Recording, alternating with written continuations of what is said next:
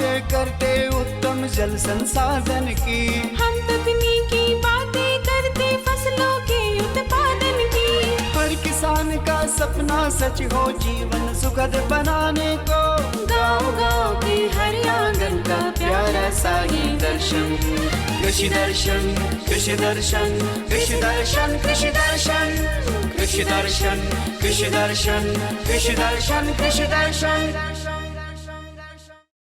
नमस्कार, जोहार। मैं नमिता आप सभी किसान भाई बहनों का स्वागत करती हूं आपके अपने पसंदीदा कार्यक्रम कृषि दर्शन में। कार्यक्रम की शुरुआत हो चुकी है, हम देखते हैं कृषि समाचार। नमस्कार, कृषि समाचार में आपका स्वागत है। मैं हूं दिव्यांशु। आइए देखते हैं आज कृषि समाचार में क्या है खास। कृषि उत्पाद बाजार समिति और ग्रामीण हाट में कोल्ड रूम बनाने की है योजना। मनरेगा के तहत बंजर जमीन को 2 फसलों के लिए तैयार करने की है योजना।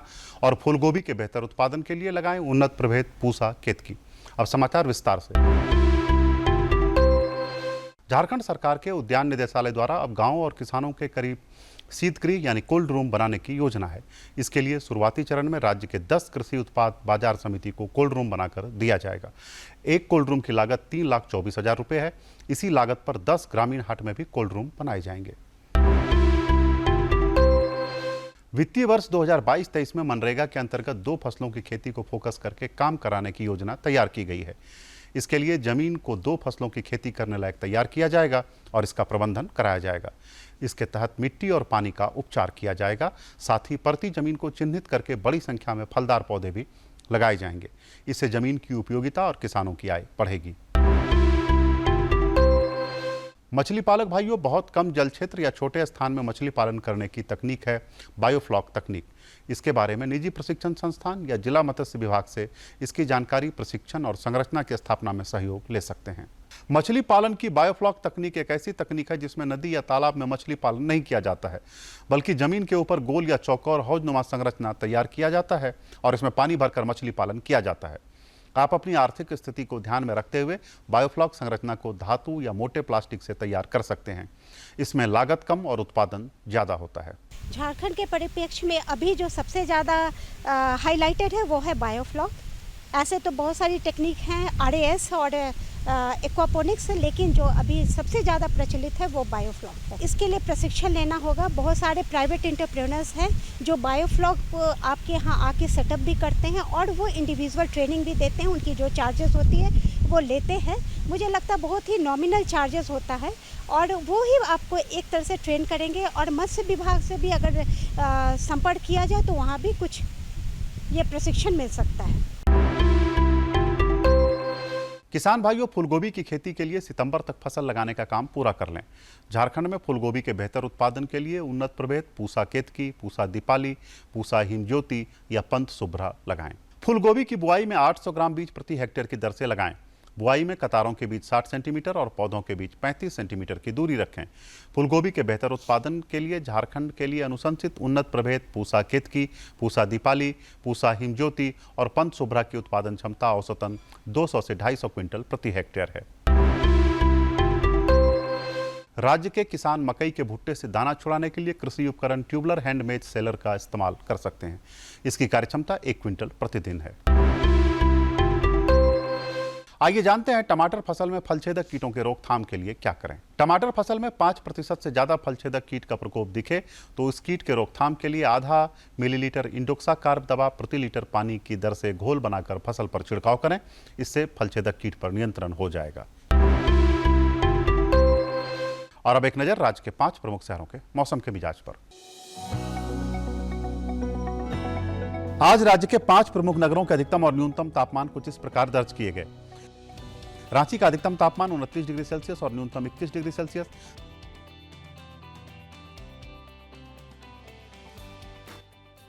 जमशेदपुर का अधिकतम तापमान 33 डिग्री सेल्सियस और न्यूनतम 27 डिग्री सेल्सियस।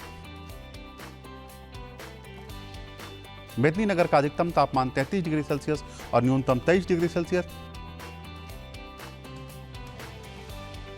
देवघर का अधिकतम तापमान 32 डिग्री सेल्सियस और न्यूनतम 23 डिग्री सेल्सियस। धनबाद का अधिकतम तापमान 33 डिग्री सेल्सियस और न्यूनतम 26 डिग्री सेल्सियस रहा। कृषि समाचार में आज इतना ही। अगले दिन अगले अंक में फिर मुलाकात होगी कुछ ताजा तरीन खबरों के साथ। तब तक के लिए दीजिए इजाजत। नमस्कार, जोहार। अभी आप देख रहे थे कृषि समाचार, जहां खेती बाड़ी से जुड़ी ढेरों जानकारियां आपने ली। मंडी में सब्जियों का क्या है भाव, साथ ही साथ मौसम का कैसा रहेगा मिजाज। बातों का सिलसिला यूं ही जारी रखते हुए हम लेते हैं एक छोटा सा विराम। भारत सरकार का हर प्रयास किसानों को दे रहा है एक नई आस। देश के किसानों की खुशहाली और उन्हें आत्मनिर्भर बनाने के लिए भारत सरकार समर्पित है। प्रधानमंत्री श्री नरेंद्र मोदी जी के नेतृत्व में कृषि क्षेत्र में किए गए निरंतर प्रयासों के फलस्वरूप देश खाद्यान्न व बागवानी के क्षेत्र में आत्मनिर्भर हो चुका है और देश में दलहन का उत्पादन भी बढ़ा है। इसी तरह भारत सरकार ने खाद्य तेलों के उत्पादन को बढ़ाने के भी अनेक प्रयास किए हैं।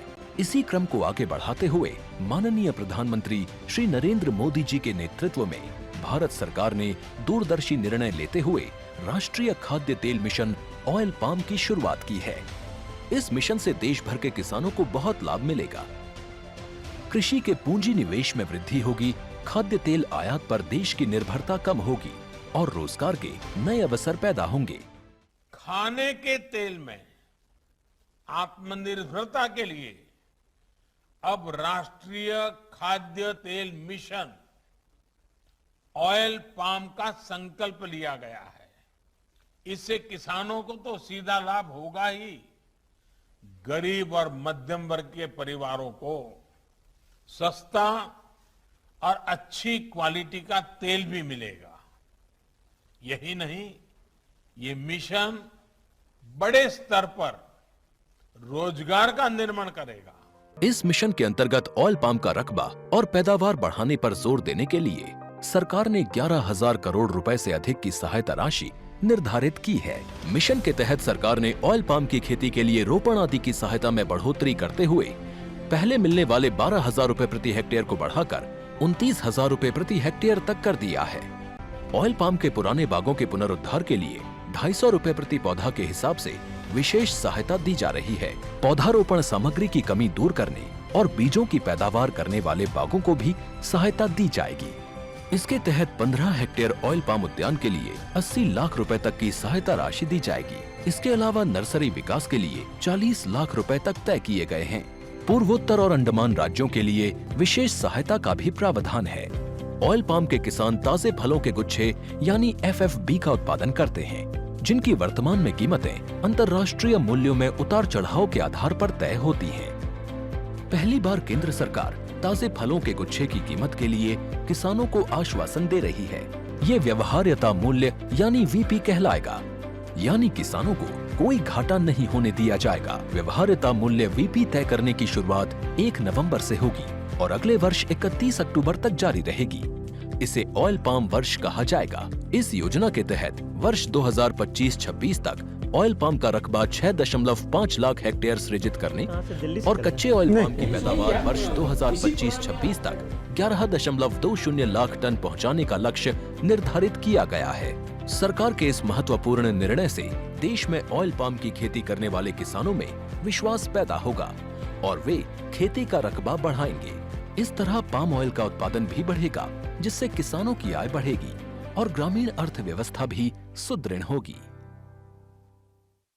जो भी किसान भाई बहन खेती बाड़ी के साथ साथ पशुपालन करना चाह रहे हैं, उनके लिए आज का ये अंक है खास, क्योंकि आज हमारे साथ हमारे विशेषज्ञ जुड़ चुके हैं जो आपको बताएंगे कि किस तरह पशुपालन एक महत्वपूर्ण व्यवसाय बन रहा है। तो बिना देर के चलिए हम सीधा चलते हैं स्टूडियो। किसान भाइयों नमस्कार।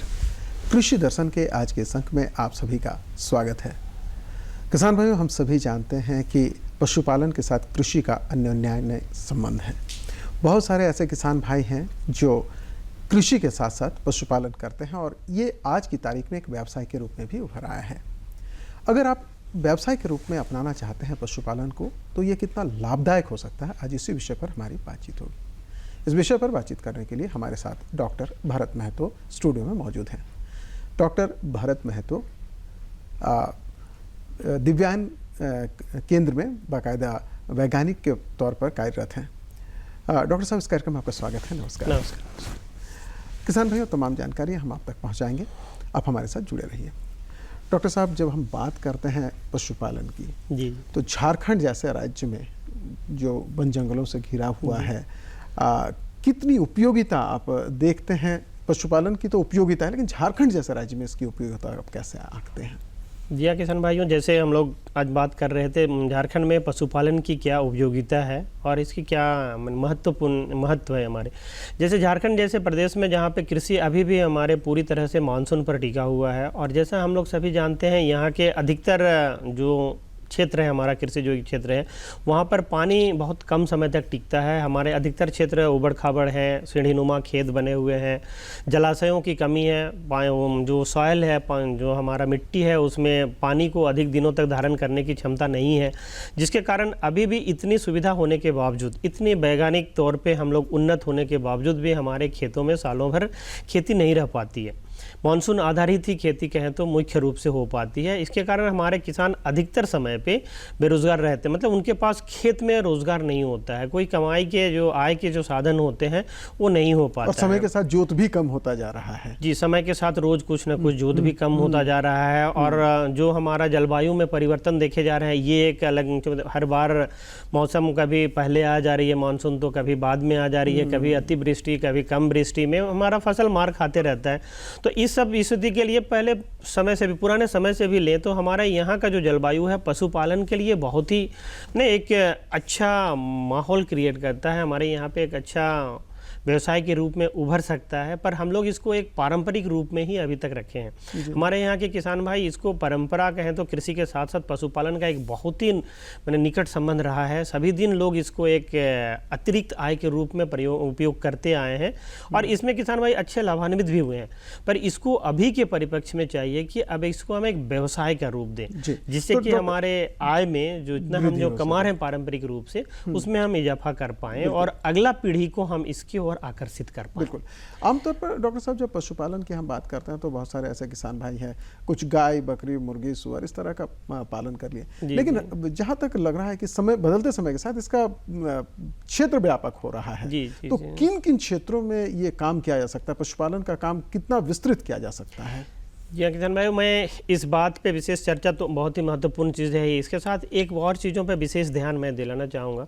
जैसे बाकी कृषि से क्षेत्र जुड़े जो दूसरे व्यवसाय हैं, उन सबों में आप देखेंगे बाजार की जो अनिश्चितता है, एक बहुत बड़ी अनिश्चितता होती है। बाजार सही मूल्य पर आप पूरे साल भर आप एक जो अपने प्रोडक्ट हैं, जो किसान भाई उसको सही ढंग से बेच नहीं पाते हैं। कभी दाम में उतार चढ़ाव, जैसे आप एग्जाम्पल लें तो टमाटर की उदाहरण लें तो कभी ये 100 रुपये भी जाती है, कभी हमारे 50 पैसे भी जाती हैं। इसी तरह से दूसरे सब्जियों में भी होती है। जैसे ही उसकी ज़्यादा बाढ़ आ जाती है, भारी मात्रा में उत्पादन होने लगता है, तो उसके दाम काफ़ी नीचे आते हैं। तो पशुपालन के क्षेत्र में जो बात कर रहे थे हम लोग, किस क्षेत्र को चुने, इसमें आप बहुत ही निष्फिक्र होकर कभी किसी भी व्यवसाय को हम ले सकते हैं। जैसे दूध का आप लें, दूध के क्षेत्र में जाएँ, मांस के क्षेत्र में जाएँ, अंडे के क्षेत्र में जाएँ, तो आप देखेंगे कि इन सबों का जो मूल्य है बाजार पे कभी नीचे नहीं आता है ग्राफ इसकी, और इससे किसानों को एक सिक्योरिटी होती है, मैंने निश्चितता, एक एश्योरेंस मिल जाता है कि हमें प्रोडक्ट उत्पादन करना है, बाजार की कोई परेशानी नहीं है। तो इसी कारण आप देखे होंगे अभी दूध के क्षेत्र, जैसे हम बात कर रहे थे कि किन किन क्षेत्रों को अगर चुनना हो, तो आप पशुपालन के साथ में 3-4 जो प्रोडक्ट हैं हमारे, उनको हम लोग मुख्य रूप से लेते हैं। जैसे दूध का एक जो मुख्य व्यवसाय के रूप में कहें तो दूध हमारा आहार का एक मुख्य, हर आदमी की जरूरत है, तत्व में आता है, हर किसी के थाली में होना चाहिए। और अभी धीरे धीरे जिस तरह से अवेयरनेस बढ़ रही है, लोगों में जानकारी बढ़ रही है, उसके हिसाब से दूध या उससे बने हुए कोई उत्पाद लोग निश्चित चाहते हैं कि अपने घरों पे आए। इसी कारण दूध की बाजार काफ़ी तेज़ी से बढ़ रही है। पहले थोड़ी सी कम थी, ग्रामीण क्षेत्रों में इसके बहुत ही कम बाजार देखा जाता था, पर अब धीरे धीरे हम ग्रामीण क्षेत्रों पे भी जा रहे हैं। विश्व स्तर में भी हम अपने आप को स्थापित किए हैं। इसमें करीब 1 दशक से हम लोग अभी विश्व स्तर में अपने को प्रथम स्थान पर बनाए हुए हैं। अभी हमारे पास 135-140 मिलियन टन दूध उत्पादन पर ईयर का, जो एक बहुत बड़ा हिस्सा होता है पूरे दूध मैंने विश्व के दूध उत्पादन का। इसके साथ साथ उसमें जो प्रोडक्ट हैं, जैसे जो पनीर, खोआ, घी या श्रीखंड, इस तरह के बहुत सारे प्रोडक्ट हैं जो हम अब विदेश में निर्यात भी करने लगे हैं। तो इन सबों से दूध के उत्पादन को हम लोग काफी ध्यान दे सकते हैं। सिर्फ दूध उत्पादन नहीं बल्कि इसमें बहुत सारी चीजें और जुड़ी हुई हैं जो कर सकते हैं। इसके अलावा जैसे मांस की बात कर रहे थे, मांस में भी अभी भी हमारे देश में कई ऐसे राज्य हैं जहाँ पे अधिकतर लोग मांसाहारी प्रवृत्ति के हैं, और उनके कारण क्या होता है, मांस उत्पादन करने वाले जो पारंपरिक व्यवसाय थे हमारे, वो घटते चले गए। तो अब क्या है कि मांस के उत्पादन कम हो गई है, मांस खाने वाले की संख्या बढ़ गई, तो ये भी एक बड़ा बाजार दे रहा है और सालों भर बहुत ही अच्छा किसानों को एक मौका दे रहा है अपने चीज़ों को बाजार में बेचने के लिए। जैसे आप देखें तो बकरी के मांसों की बहुत ही अच्छी मांग है, सालों भर आप उसकी मांग बाजार में देखे होंगे। कभी भी किसी मौसम से, कोई पर्व त्यौहार से या किसी भी चीज़ों से ये प्रभावित नहीं होता है। आप फिलहाल पिछले हम 2 साल से कोरोना की मार इतनी झेले, सभी चीज़ों का दाम नीचे आया, पर आप उदाहरण से देख सकते होंगे कि इसमें बकरियों के मांस 200 रुपये प्रति किलो इजाफा हुआ है। ये एक बहुत बड़ा माने ये दिखाता है कि बाजार में मांग है और इस व्यवसाय में हम लोग पूंजी लगा के लाभ कमा सकते हैं। साथ साथ मांस में अगर कहें तो दूसरा एक और चीज़ है, सुअर के मांसों के भी एक अच्छा उद्योग का धंधा लिया है। इसके साथ मुर्गियों के व्यवसाय में कहें तो मुर्गी में ब्रॉयलर तो अपने आप को स्थापित किया ही है। अब हम लोग ब्रॉयलर के उत्पादन में चाइना से थोड़ा सा ही पीछे हैं, कहें तो विश्व पटल पर भी हम ब्रॉयलर में उत्पादन में काफ़ी ऊपर आए हैं। अभी हम लोग दूसरे तीसरे स्थान पर पहुँच रहे हैं। अंडे के उत्पादन में भी जो कॉमर्शियल एग लेयर्स होते हैं, उस फार्मिंग में भी हमारा इंडिया काफ़ी तेज़ी से चल रहा है। तो हम चाहेंगे झारखंड में भी, जैसे प्रदेश में भी लोग उसमें आगे आएँ और जो मार्केट है जिसमें अभी हमारे कमाने की जो अपॉर्चुनिटी है उसको लेना ही चाहिए उसमें। बिल्कुल। साथ साथ जो कॉमर्शियल लेयर की फार्मिंग हमारे पास झारखंड में नहीं के बराबर है जी। तो हमें वहाँ पर भी स्कोप दिखता है। यहाँ पर भी हम लोग अपने आप को स्थापित कर सकते हैं। किसान भाई जो चाहते हैं कि इसे और हम जाएं तो वहाँ पर भी अपने आप को स्थापित किया जा सकता है। बिल्कुल।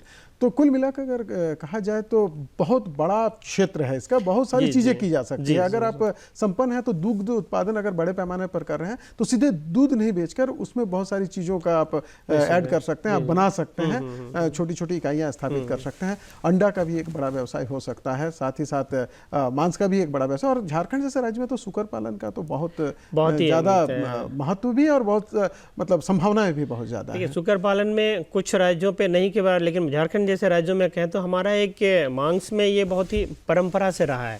अब कोई क्लास, कोई वर्ग, कोई इसमें जाति पाति किसी तरह का भेदभाव नहीं है और ये बहुत हर वर्ग के लोग इसको प्रेफर करते हैं, हर क्लास के लोग इसको खाना चाहते हैं। और कम पूंजी में भी ये संभव है। कम पूंजी में। और ये क्या आता है ना, जो मार्जिनल किसान है हमारे, जिनके पास पूंजी एकदम नहीं है, कम पूंजी पे स्टार्ट करना चाहते हैं, खेती बाड़ी की नहीं के बराबर खेती बाड़ी है, तो वे भी इसको आप आगे आ सकते हैं। साथ ही यहाँ के बाज़ारों में दूसरे राज्यों की अपेक्षा हमारे यहाँ के लोग इसको ज़्यादा खाना प्रेफर करते हैं। इसमें काफ़ी लोकप्रिय है साथ में, और उनके लिए जो लो कॉस्ट फीडिंग है, जो कम मूल्य में हमें जो खाने की सामग्री का जुगाड़ जो हो सकता है ना, वो झारखंड में हमारा आसानी से हो जाता है। जिसके कारण साथ साथ सुकर पालन के लिए अगर हम दूसरे चीज़ों की भी बात करें, जैसे नस्ल की, बिल्कुल हम नस्ल पर आएंगे डॉक्टर साहब। सबसे पहले हम शुरू करते हैं गाय से। बहुत सारे ऐसे किसान भाई हैं जो गौपालन करते हैं, लेकिन उनको नस्ल की बहुत अच्छी जानकारी नहीं होती है कि कौन सा नस्ल पालें कि ज़्यादा से ज़्यादा दुग्ध उत्पादन हो। तो हम जानना चाहें कि गाय, बकरी या फिर मुर्गी, बतख, इन तमाम नस्लों के बारे में हमारे व्यवसाय की अगर बात, विशेष करके हम अगर गोपालन के व्यवसाय की बात करें और बकरियों के माने मांस उत्पादन की बात करें, तो इसमें नस्ल एक बहुत ही महत्वपूर्ण कारक होता है। अगर आप नस्ल की चुनाव सही ढंग से नहीं कर पाते हैं तो आपका व्यवसाय कहीं ना कहीं मार खाता है, आप व्यवसाय में बहुत ज़्यादा सफलता पाने नहीं पा सकते। तो किसान भाई इसमें पहले हम दूध उत्पादन पर ही ध्यान केंद्रित करें। जो किसान भाई शहर के आसपास में हैं, तो आप शहरी क्षेत्र में बहुत सारे जैसे खाने, जो कॉन्सेंट्रेट फीड हम लोग कहते हैं, जो जिसको संतुलित आहार, जो दाना मिश्रण की बात करते हैं, संतुलित दाना मिश्रण तो आसानी से उपलब्ध हो जाता है और यहाँ पे ग्रीन ग्रासेस की कमी होती है। तो अधिकतर किसानों को यहाँ पे दूध उत्पादन के लिए हमारे दाना मिश्रण पर ही निर्भर रहना पड़ता है, पोषक तत्वों को गायों को देने के लिए। तो जो किसान भाई शहर के आसपास में है, उनको क्या होता है कि दूध की दाम अधिक मिल जाती है, इसी कारण थोड़ा बहुत अगर उत्पादन खर्च बढ़ता भी है तो वो इसमें लाभ कमा सकते हैं। तो जो शहरी क्षेत्रों के लिए मैं सलाह देता हूँ कि जो संकर नस्ल की गायें हैं, संकर में जैसे विदेशी और देसी के गायों के संकरण से, प्रजनन से जो बाछा या बाछी उत्पादन होते हैं, उन सबों को हम लोग संकर नस्ल के नाम से जानते हैं। तो यहाँ पे संकर नस्ल को आसानी से पाला जा सकता है और दूध उत्पादन अधिक से अधिक लिया जा सकता है। तो इसमें भी हम अगर उनको कम थोड़ा वेटनरी जो सुविधाएं उनकी कम आवश्यकता है, देख रेख में जो कम आवश्यकता हो, रोग बीमार अगर कम पड़े, उसके लिए हम सलाह देना चाहेंगे कि जो 50% जैसे विदेशी को रखें, जर्सी या HF काफ़ी अच्छा यहाँ पे कर रहे हैं। इसके अलावा जो हमारे देसी जो मिल्क वाले नस्ल हैं, मिल्च ब्रीड जो हैं, जो दुधारू नस्लें जैसे साहिवाल, रेड सिंधी, देवनी, गिर, इन सबों के साथ करा के आप 50-50 कर सकते हैं। 50% साहिवाल, 50% HF, 50% साहिवाल और 50% जर्सी, इस तरह की कम्बिनेशन काफ़ी अच्छा परफॉर्म कर रहे हैं। और जिन किसान भाइयों को और अधिक सुविधा है, जो ट्रेंड हो चुके हैं अपने आप को और विश्वास हो चुका है कि हम अब गोपालन को जो छोटे छोटे समस्याएं हैं उसको हम आसानी से निदान पा सकते हैं, तो आप संकर नस्ल की परसेंटेज, जो विदेशी नस्ल की जो परसेंटेज है, उसको आप थोड़ा आगे भी जा सकते हैं। उनको अगर आप जो आपके AI का वर्कर जो आपके घर पे जाते हैं, उन सबों को आप और थोड़ी हाई यील्डिंग जो ये ब्रीड है, उनके सीमेन आजकल मार्केट में उपलब्ध है, तो आप वहाँ से भी जा सकते हैं और थोड़ा परसेंटेज को 87% तक आप जा सकते हो। ये सलाह मेरी रहेगी कि आप 87% से ऊपर नहीं जाएं, नहीं तो उसके जो नस्ल से संबंधित जो परेशानियाँ होने लगती है, वो आपको थोड़े जो दूध उत्पादन में जो लाभ है, उस लाभ को थोड़ा कम करने में कारक निभाने लगते हैं। ये तो बात हो गई जो गौपालन करना चाहते हैं उनके लिए नस्लों की बात है, और जो मांस उत्पादन करना चाहते हैं उनके लिए कौन कौन सा नस्ल होगा? मैं एक और इसमें कहना चाह रहा था, जो गांव के स्तर में आप जो कह रहे थे ना, हम लोग गोपालन की नस्लों की, तो गोपालन के क्षेत्र में जो ग्रामीण भाइयों के लिए है कि वो शुद्ध नस्लों के जो हमारे देसी गायें हैं, उन सबों का भी गोपालन आसानी से कर सकते हैं। शुद्ध नस्ल में जैसे साहिवाल, रेड सिंधी, थरपारकर, देवनी, कंकरेज, गिर, इन सबों का भी एक A1 और A2 मिल के चक्कर में A2 मिल के भी काफ़ी अधिक क्रेज बढ़ रहा है क्षेत्रों पे। तो किसान भाई गांव में इन सबों से दूध उत्पादन करके शहरों में बेचें तो अधिक से अधिक मुनाफा कमा सकते हैं। और निश्चित तौर पे हमारे देसी गायों का जो दूध है वो संकर नस्ल की गायों से हमारे यहाँ पे जो भारत में कम से कम हमारे उसकी गुणवत्ता के साथ साथ लोगों में एक अच्छी पैठ बनी हुई है, लोगों में एक विश्वसनीयता बनी हुई है, तो उसकी आप अलग से मार्केटिंग करके एक अच्छा लाभ कमा अच्छी कीमत मिलेगी उसकी। निश्चित तौर पे। और ये हमारे स्वास्थ्य के लिए लाभकारी भी अधिक है, क्योंकि वहाँ पे हमें कम से कम मेडिसिन या जो सिंथेटिक चीज़ें हैं कम से कम जरूरत पड़ेगी। गांव स्तर में हम अधिक से अधिक हरा घास को और अधिक से अधिक नेचुरल कंडीशन में रख के हम गायों से दूध ले सकते हैं। तो निश्चित तौर पर रखरखाव में भी बहुत ज़्यादा खर्च नहीं है। निश्चित रखरखाव में भी आपको कम खर्च पड़ेगा। तो इससे आप शहर की तुलना में गाँव में गोपालन अधिक लाभकारी सिद्ध हो सकता है। बिल्कुल। अब दूसरी बात हम कर रहे थे, जो मांस उत्पादन करना चाहते हैं उनके लिए कौन कौन सी प्रजातियां, चाहे वो जैसे हम लोग बकरियों की जो बात कर रहे थे, सूकर की हो।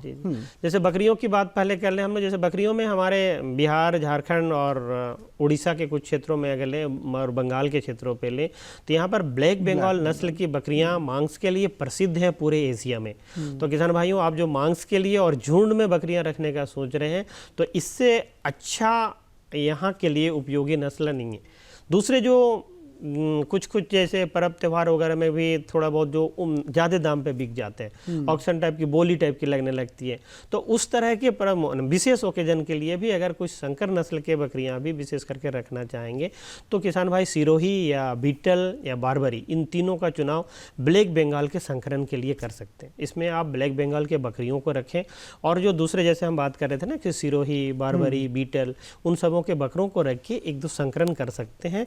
पर इनको आप बहुत लार्ज स्केल में करेंगे तो झारखंड जैसे क्षेत्रों में ये लाभकारी नहीं होंगे। उनके लिए जब लार्ज स्केल में जो बड़े पैमाने में बकरी पालन को एक व्यवसाय के रूप में चुनना चाहते हैं, तो उनके लिए हम लोग आप सलाह देंगे कि ब्लैक बंगाल नस्ल को ही चुनें।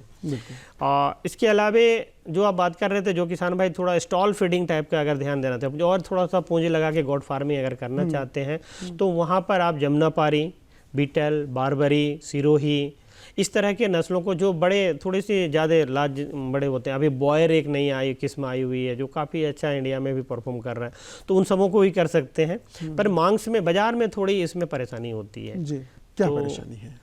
मांस जैसे यहाँ के लोगों में ब्लैक बंगाल नस्ल के मांस को ज़्यादा प्रेफर किया जाता है।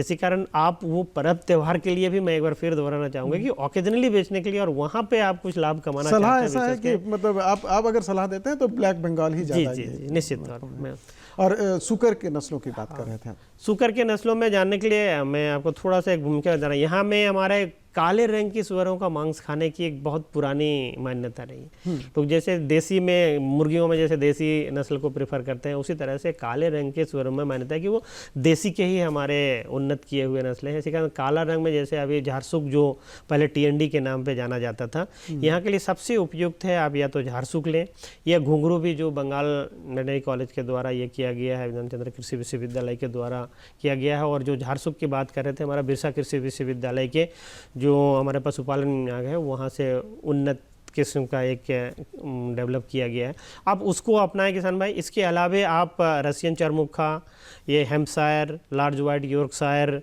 लैंडरेस, इस तरह के टेमवर्थ, इस तरह के सुकरों को भी पाल सकते हैं। पर फिर हम यहाँ पे दूसरा वही बकरियों के जैसा ही कहेंगे, आप बाज़ार को विशेष करके ध्यान रखें। आपके आसपास में अगर काले रंग के सुअरों की मांग है तो आप काला रंग ही अपने फार्म पे रखें, और काले रंग में आप विशेष करके जो झारसुक है या घुंघरू है उसको मुख्य रूप से ध्यान दें। बहुत संक्षिप्त में डॉक्टर साहब जानना चाहें कि अंडा उत्पादन अगर करना हो तो किस तरह का ये करना चाहिए?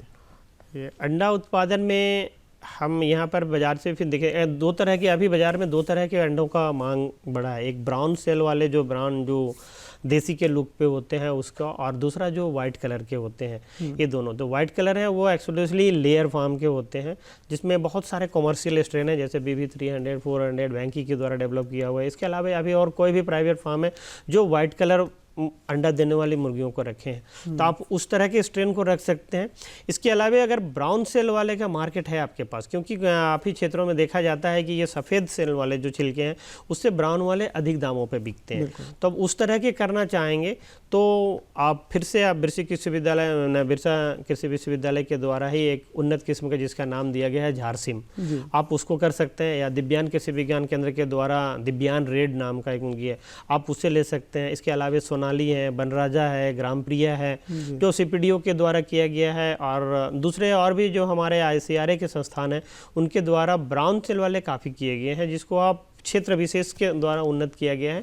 उसको भी देखना जरूरी है कि उस तरह की कौन सी मुर्गियां आपके क्षेत्र विशेष में सुटेबल है, उसको ध्यान रखते हुए आप जा सकते हैं। मुर्गी का भी उत्पादन बड़े पैमाने पर हो रहा है। जी, ब्रॉयलर तो अभी एक इंडस्ट्री का रूप ले चुका है, और हमें और झारखंड में इसकी बहुत संभावनाएं भी हैं। हाँ, झारखंड प्रदेश में कहें तो विशेष करके हमारे ब्रॉयलर फार्मिंग की बहुत ही संभावना है, क्योंकि अभी भी जितना कंजप्शन है हमारा, हम 30-40% से भी अचीव नहीं कर पाए हैं।